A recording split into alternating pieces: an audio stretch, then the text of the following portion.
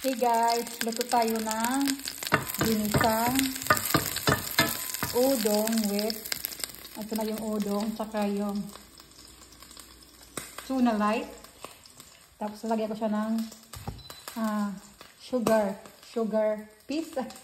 Basta ano siya yung panghalo ng pansit. So, ayan na. Hahalo ko na yung sibuyas. Ano na siya. Medyo brown na yun.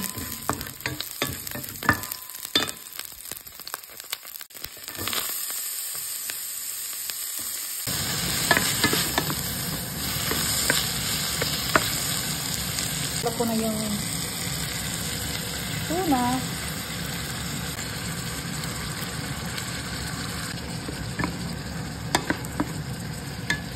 Tuna fish.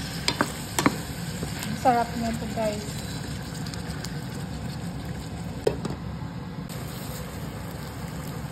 So maglagay tayo ng onion,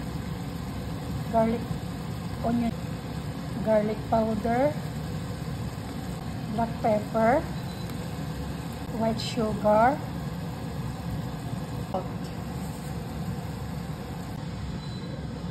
Guys, nag-add pala ako ng tubig para maluto yung udon. So, ayan na guys.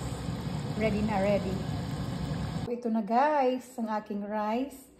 Tapos meron akong dried fish at kamatis. At saka, ito na yung niluto ko. Kain! Kain tayo guys. Hello everyone. So, ito na ang aking food. Tapos meron ako ditong apple cider vinegar para sa aking dried fish. But parang blurred siya.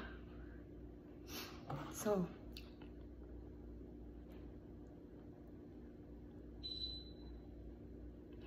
kainan na. Ang charap-charap. Wala siyang gaanong sabaw kasi sinadya kong hindi sabawan.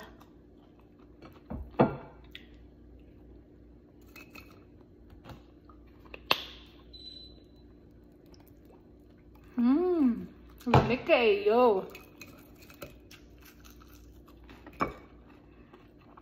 Bye!